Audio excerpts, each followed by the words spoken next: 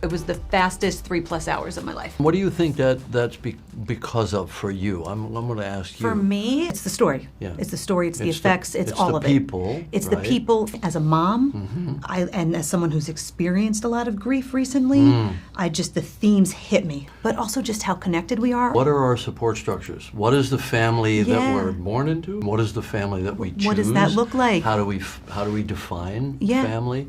How do we find our place in it? You know, Sigourney's character is searching for her place in the world and her own identity. And, you know, Sigourney was channeling a lot, I know. Her own anxieties as a tall, gawky teenager, and she just recreated that all for herself. Also, science fiction and fantasy allows us to step outside of our daily headlines and our parochial interests and our government versus their government and our religion versus their religion and all of the things that separate us into warring tribes.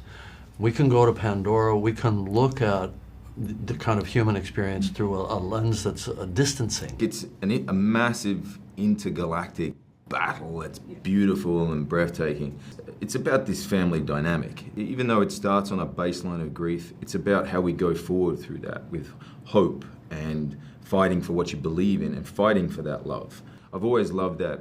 If you took away all the bells and whistles, it would still just be about love. Well, then let me ask you, with this film, what did you set out to say? Hopefully this doesn't sound like a downer, but I wanted to see people processing hurt and loss and grief and how that down twists them or through which they heal, and then let that drive the plot. And also processing family, father-son relationship, mother-daughter relationship, all of those things. Because when I wrote these scripts, which was 10 years ago, So crazy. I had teenagers still in the house, and you know, when Jake stands up and goes, "This is a family, not a democracy," you know, I wanted to blurt that out so many times, but I didn't. Yes, I love that line. Maybe I did. I think any artist processes their reality. I had father issues when I was 14, and for years, and so I'm now telling that story from both sides. And then how does Spider relate to the Sully family? They don't quite let him in, even though he's got his face pressed up against the glass of that family. He wants so badly to be accepted. We all go through this stuff. Who values us? Yeah, everybody always says, like, how do you hope, what do you hope audiences walk away with? I hate that question. But I am curious for you, though. Like, what did you walk away with? Because I walked away with two different things, which I didn't anticipate. You know, a family bond, when it's strong, can wither any storm. And that Pandora is a beautiful place. My twins were really little. They were 3 when I started shooting Way of Water and Fire and Ash. And I remember I would come home, get in the pool with them, and teach them to breathe. And now they're like little dolphins. It's incredible. Even just hearing you say that, it's got to be so wild to think how much life has happened for you since you first, with the original Avatar to now, like... Yeah, now they're 11. I have teenagers that are like, brah, brah, brah. My girls say bra all the time. I'm like, what is that? But I dude them and I'm like, dude! Yeah. What?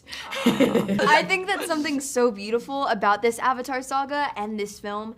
Like, I just think that everybody takes something different from it with their life experiences, with their age, all of these different things, even their culture, but also there's all ways that we come together and connect to this film and feel like this unity. I think it was a mix of like bittersweet nostalgia and what's happening in the film, and thinking about our dear producer John Landau, who passed away last year.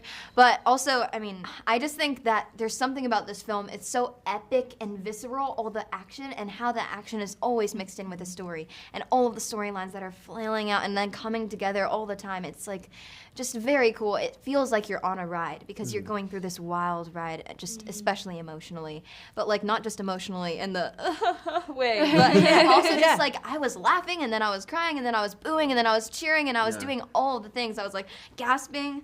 And like you made the movie, so that's awesome that you're having that. Yeah, I think for me it was seeing that there's a pregnant Navi and she's still fighting. And Kate Winslet, she had a bump. Like they made a special suit for her, and I just love seeing that she's still fighting despite her being pregnant. And like I love female power, and the scenes that Oona and Zoe have, Neytiri and Varong, like them on the Ikron, the eye contact.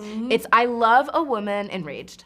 Like and we hold space for that. Like they're allowed to be angry, and we see that and they're leading the film in so many ways. How do we add to that? There's also Spider who's enraged.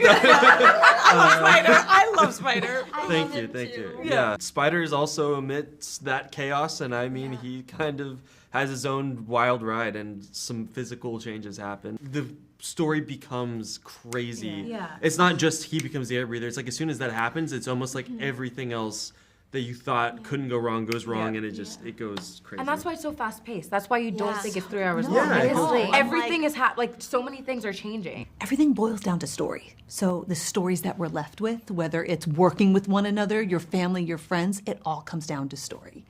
So with that said, what are the stories that you will take with you years from now about working on this one? Well, of course, I'll remember getting to play so much with the kids and watching them grow up. Jack was 12 when we started. That's crazy. So there are stories around our story. That's awesome. And now we really are a family. I'm going to do a quick rapid fire inspired by this. Okay, so speaking of lines, favorite line in Avatar, Fire and Ash?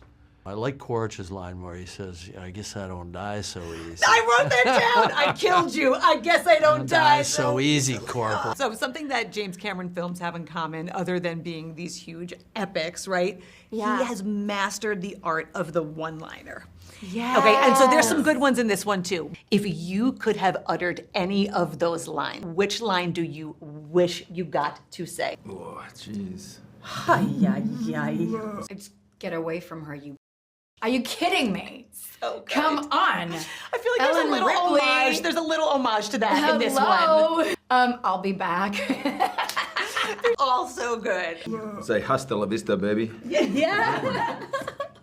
That's good. Oh, come on. I'm flying, Jack. Yeah, right. I mean, Quaritch could conceivably say, got I'll some be good back. Conceivably. Didn't. Oh, wow. I'll be back. Yeah. And it's such a good, just looks around and is like, I'll be back. And then, I mean, if you've seen the first Terminator, you will know. know. Yeah. You know, but, and I think Arnold wanted to say, I will be back. I will be back. And he was like, no, it's I'll I'll be be back. Like, we Just could that's all. stronger in that word. Yeah, Can you guys think of one? I think it's I'll never let go. Get away from her, you. Oh, yes! That is a Wait, good am I not one. allowed to say that? You will bleep it. You nailed it. You nailed it. You nailed it. Okay, wait. And it makes a comeback in this film. Good. No, I That picked moment up was the so homage to that. I was Yeah. like, wait a second, there you go. Okay. Now, having worked on these, how long can you hold your breath underwater? What was your max? Oh my God, I almost lied. 6 minutes, 30 seconds. My maximum, which was 3 or 4 years ago, was somewhere around 5.5, maybe 5:45, and that's on air. What is the most challenging thing you had to do on this film in Fire Learn and how to Ash? swim. Yeah, I think. I mean, the freediving stuff really is probably the. Oh wait, yeah, learn how to swim. Yeah, that's gotta. Barely, I knew how to doggy paddle. Did Cameron know that? Did he know that? Because we had to audition and swim. So my mom, in the audition process, my mom took me to get lessons from really Slavic man who trains Olympians. He was nice. you're doing it. Nice. Yeah, in South Brooklyn. It was. Nice. That's awesome. Yeah, so I did that for literally a week before going to audition, and then they paired me. There were only 3 girls at that time auditioning, and they paired me with boys and not the girls. So I felt like I have brothers. I was like, I have to keep up with them. So I think that actually helped me. Spirit. That was a blessing in disguise. I love that. Yeah. I remember having a hard time with parkour. I don't know if it was the uncoordinated factor or just all of it.